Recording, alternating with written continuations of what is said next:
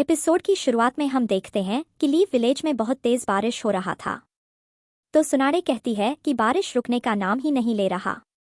फिर उन्हें जिराया का याद आने लगता है तो पीछे से सिजुने कहती है कि मैं श्योर हूं कि मास्टर जिराया बिल्कुल ठीक होंगे। तो सुनाड़े कहती है कि नहीं, वो वापस नहीं आने वाला, मैंने उसे बेड लगाया था क्योंकि उसे पता है। तो सुनाड़े कहती है कि वो कूल बनने की कोशिश कर रहा था, लेकिन जब वो वापस आएगा तो मैं उसे कूल बनने नहीं दूंगी। उधर जिराया कहते हैं कि पेन, अब बताओ मुझे आखिर तुम क्या हो। फिर पेन कहता है कि पेन हमारे ग्रुप का नाम है। फिर जिराया कहते हैं कि क्या यही को मर गया है। तो पेन कहता है कि आप मुझ में यही को का चेहरा देख रहे हो, यह बतलाता है कि आप सच में उसके टीचर थे, लेकिन यही को कब का मर गया है और अब सिर्फ दर्द बचा है। तो जिराया कहते हैं कि देखो, बकवास बंद करो और बताओ तुम्हारे पास रेनेगान कहाँ से आया। तो बॉस कहते हैं कि तुम क्या कहना चाह रहे हो जिराया बॉय। फिर जिराया कहते हैं कि मेरा एक और स्टूडेंट था, वो भी इनके साथ है। तो माँ कहती है कि तुम क्या कह रहे हो, इसका मतलब उस भविष्यवाणी के 2 बच्चे थे। फिर जिराया कहते हैं कि नहीं, जब मैंने रेनेगान देखा तो मुझे लगा कि वह नागाटो है, लेकिन थोड़ा सोचने के बाद मुझे समझ आया कि इनमें से एक भी नागाटो नहीं है और उनमें से एक यही को जैसा दिख रहा है, लेकिन इसके पास रेनेगान है। तो यह यही को है या फिर नागाटो? तो फिर आखिर तुम हो कौन? फिर पेन कहता है कि हम पेन हैं और भगवान भी। तभी वह अटैक कर देता है। बॉस कहते हैं जिराया बाई भागो यहाँ से। तभी सभी लोग अटैक करने लगते हैं और जिराया कहते हैं कि भगवान, हाँ। तभी जिराया यहीको के पास जाकर पंच मारते हैं और कहते हैं कि यहीको, तुम्हारे पास नागाटो का आँख कहाँ से आया। फिर यहीको कहता है कि अगर आपको मैं बता भी दूं फिर भी आप मारे जाओगे। फिर यही को जिराया को दूर फेंक देता है और तभी नीचे से एक पेन अटैक करता है, लेकिन जिराया जैसे तैसे करके बच जाते हैं। माँ कहती है कि बेटे अब जाने भी दो। फिर जिराया कहते हैं मुझे इसे खत्म करना ही होगा, चाहे मेरी जान भी चली जाए। तभी यही को कुछ करता है और हम देखते हैं कि जिराया के पीछे जो दीवार था वह नीचे गिर जाता है और जिराया पानी के अंदर चले जाते हैं। तभी हम देखते हैं कि एक पेन के पैर में कोई रस्सी बांध देता है और पानी के अंदर खींच लेता है। यह देखकर यही को कहता है कि मैं उनको सेंस नहीं कर पा रहा हूँ। फिर हम देखते हैं कि वह शायद फ्रॉग के अंदर आ गया था, तो वह मन में कहता है कि क्या यह कोई बैरियर है। तभी हम देखते हैं कि जिराया आते हैं और रासिंगन का इस्तेमाल करते हैं और उसे मार देते हैं। जिराया काफी ज्यादा थक चुके थे। बॉस कहते हैं कि तुमने कर दिखाया जिराया बॉय। तभी हम देखते हैं कि पानी के अंदर से वह बाहर आता है और अटैक कर देता है, जिसकी वजह से वह रॉड जिराया के आर पार हो जाता है और जिराया का लिटरली बहुत ही ज्यादा हालत खराब हो गया था।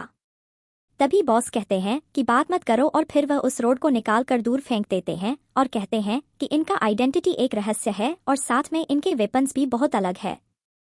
माँ कहती है कि यह लोग इंसान नहीं है, उस लेडी का हस्बैंड ने क्या कहा था कि कोई भी उसे नहीं देख पाया है। फिर जिराया कहते हैं कि लेकिन उसका चेहरा बिल्कुल यहीको के जैसा है और उसके पास नागाटो का रेनेगान है, तो क्या यहीको ने नागाटो से रेनेगान चुरा लिया? लेकिन बाकी लोगों के पास रेनेगान कहाँ से आया? आखिर यहाँ चल क्या रहा है? फिर हम देखते हैं कि पेन का सिर पर एक निशान था और उसे देखकर वह शॉक हो जाते हैं। तभी उनको याद आता है और कहते हैं कि हाँ, मुझे याद आ गया, यह नागाटो नहीं है, यह कोई फूमा क्लैन का मेंबर था। जब मैं यात्रा कर रहा था तभी मैंने इसके सिर पर यह निशान दिया था। तो बॉस कहते हैं कि अब तो मैं और भी ज्यादा कंफ्यूज हो गया इस पेन को लेकर। फिर जिराया कहते हैं कि यह नहीं हो सकता, मुझे उसे लड़ना ही होगा और पता लगाना होगा, लेकिन आप दोनों घर चले जाओ। फिर बॉस और माँ कहते हैं कि क्या, अगर तुम ऊपर जाओगे तो तुम मारे जाओगे जिराया बॉय। उनके पास और भी ज्यादा आंखें हैं और वह लोग दोबारा तुम्हारे बैरियर में नहीं फंसने वाले।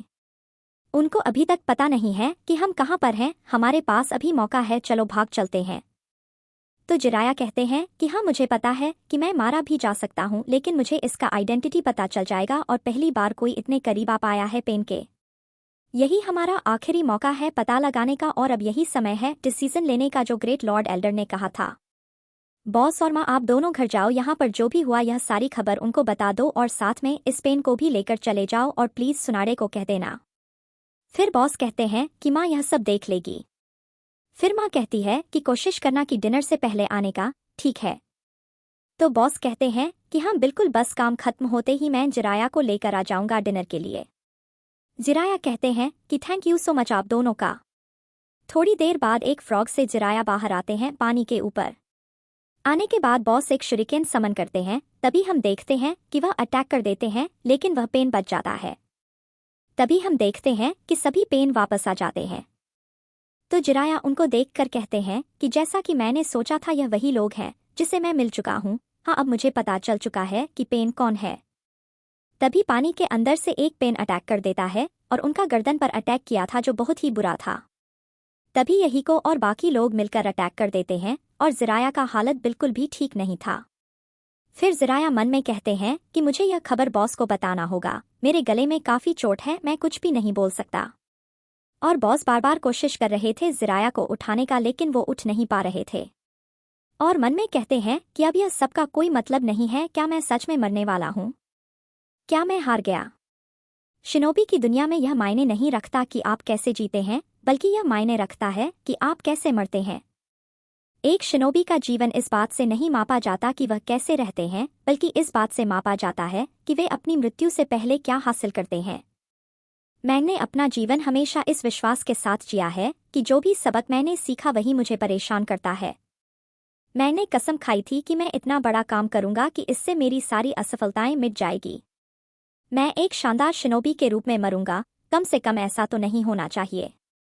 लेकिन मेरी कहानी इस तरह समाप्त हो रही है।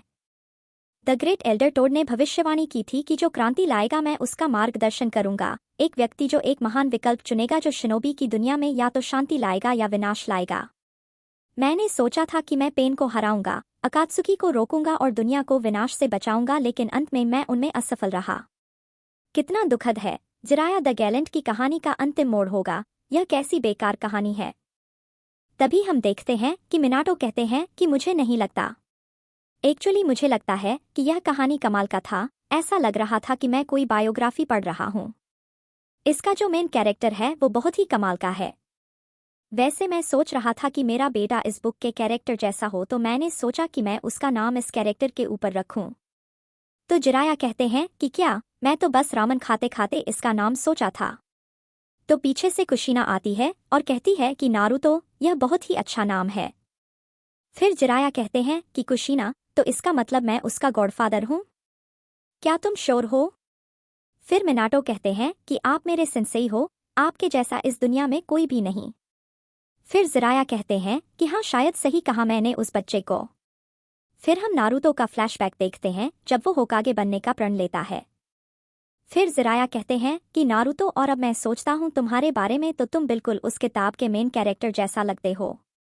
तुम्हारे में मिनाटो और कुशीना की सारी अच्छाइयाँ मिली है, लेकिन मैं। फिर हम देखते हैं कि जिराया जब ओरोचिमारू को कह रहे थे एक असली निंजा उसे नहीं कहते हैं जो सारे जुत्सु को सीख लेता है। एक्चुअली असली निंजा वो होता है जो कभी हार नहीं मानता। फिर प्रेजेंट में जिराया कहते हैं कि नारुतो, अगर यह सही में तुम्हारा निंजा वे है तो मुझे रोने की कोई जरूरत नहीं है, क्योंकि सबको पता है कि एक स्टूडेंट हमेशा अपने टीचर से ही सीखता है। फिर यही को यह देखकर कहता है कि मुझे याद है कि मैंने उनके दिल पर वार किया था और उनका दिल धड़कना बंद हो चुका था।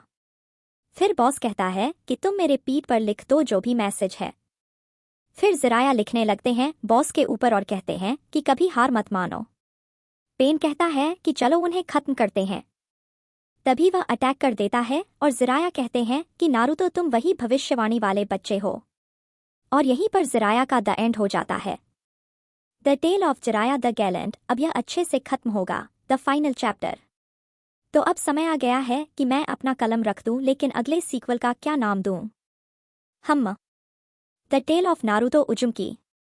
वहीं हम देखते हैं कि नारुतो जा रहा था, तभी उसके पीछे से कोई हाथ रखता है और भाई सभी को पता है कि वह किसका हाथ था, और नारुतो वहीं पर रुक जाता है थोड़ी देर के लिए।